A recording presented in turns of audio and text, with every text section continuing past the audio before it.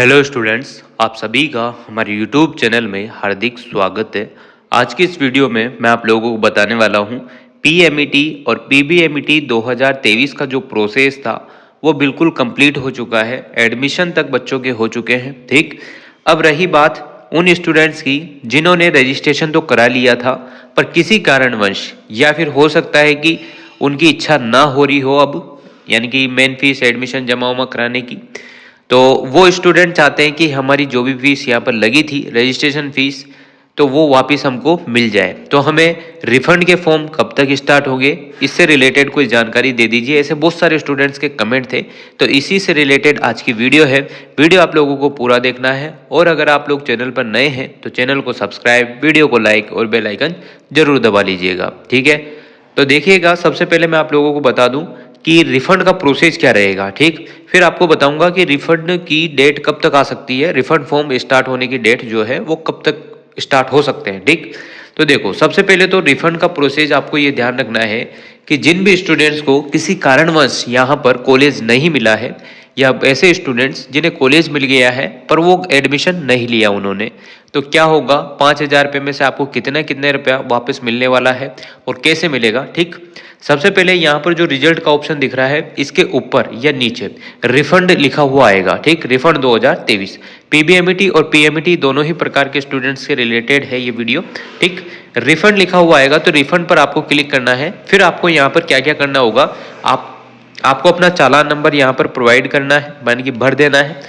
फिर आपका roll number जो भी है, आपका जो भी पीबीएमईटी या पीएमईटी में रोल नंबर था, आपका नाम वाम जो भी डिटेल आपसे पूछता है, जनरल डिटेल, वो आपको फिल करनी है। अब देखो, बैंक से रिलेटेड डिटेल की बात करते हैं तो यहाँ पर जो आपने फॉर्म फिल किया था उस टाइम जो भी बैंक की डिटेल डाली थी, या अपने नाम से, पिता के नाम से, माता के नाम से जो भी फिल किया था बैंक अकाउंट, वही यहाँ पर फिल कीजिएगा।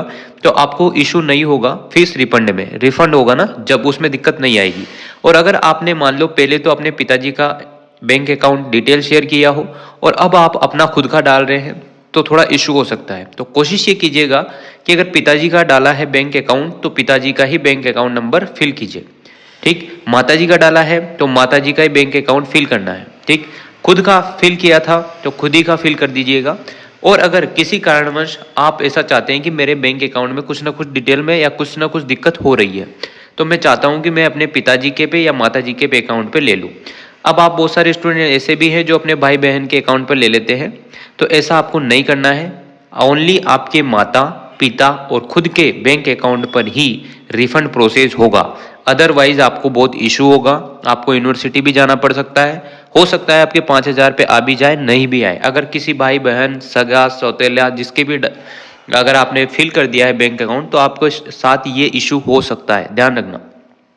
तो खुद का बैंक अकाउंट डिटेल फिल करना है या फिर अपने माता पिता का, वो भी जब करें जब किसी कारणवश नहीं कर पा रहे। ठीक, समझ गए होंगे अब आप। उसके बाद आप लोगों को ये बिल्कुल ध्यान रखना है, जो भी आपका पिन कोड नंबर है वही फिल करना है। जिस एड्रेस पे आपको, परमानेंट एड्रेस जहाँ पर आपको चाहिए वही आपको फिल करना है। क्योंकि उसमें क्या होता है कि डाकघर से आपके पास एक चेक आता है, ठीक है ना, ऐसा कुछ होता है। या फिर आजकल ऑनलाइन भी पैसा आ जाता है आपके पास, तो ऐसा भी होता है। तो दोनों आपको बिल्कुल केयरफुल बनना है, किसी भी कंडीशन में आपका पैसा आए तो आपके पास सही सलामत पहुंच जाए। ठीक, अब देखो, जिन स्टूडेंट्स को कॉलेज मिल गया था पर वो खुद नहीं गए हैं तो उन्हें इस केस में 500 रुपये कट के पैसे मिलेंगे। 5,000 में से 4500 रुपये मिलेंगे। ऐसे स्टूडेंट जिन्होंने कॉलेज फिल किए थे पर उन्हें कॉलेज नहीं मिला, ठीक, तो उन स्टूडेंट्स को 200 रुपये कट के 5,000 में से 4800 रुपये वापस मिलेंगे। ऐसा कुछ प्रोसेस रहता है अभी तक तो। ठीक है, तो उम्मीद करता हूं आप लोगों को ये चीज़ तो समझ में आ गई होगी। अब इसके बाद देखो, फीस रिफंड की जो डेट है वो कब से स्टार्ट होने वाली है। काफ़ी टाइम हो गया है, एडमिशन का प्रोसेस खत्म हुए। अब एडमिशन का प्रोसेस खत्म हो गया है तो रिफंड स्टार्ट हो जाना चाहिए। For refund start according to me, आप लोगों को बता दूं, मेरे हिसाब से जो रिफंड प्रोसेस स्टार्ट होने वाला है वो आपका होगा 20 फरवरी के बाद। ठीक, या फिर मार्च के प्रथम सप्ताह में आपका रिफंड का प्रोसेस यहाँ पर चालू होगा। क्योंकि पीटीईटी का जो रिफंड प्रोसेस है वो चल रहा है, समझ रहे हो। अब आप सोच रहे होंगे इसका और उसका क्या लिंक है, तो लिंक गवर्नमेंट का ही होता है पूरा प्रोसेस ये सा रिफंड वाला। तो आप लोग ये ध्यान रखें, यूनिवर्सिटियों में सब चीज़ों में अलग अलग प्रोसेस है। तो पीटीईटी का जैसे ही खत्म होगा तो आपका पीबीएमईटी और पीएमईटी का पीटीईटी के लास्ट में वहां पे पैसा आना स्टार्ट होता है जब आपके फॉर्म स्टार्ट होते हैं। अभी तक तो यही सिस्टम है। बाकी अगर बीच में आता है तो आपको सूचित कर दिया जाएगा इस चैनल के माध्यम से। तो उम्मीद करता हूं आप लोगों को वीडियो समझ में आई होगी, दी गई जानकारी भी आपको ठीक ठाक लगी होगी। तो अगर वीडियो अच्छी लगी हो तो like comment share and subscribe. Thanks for watching.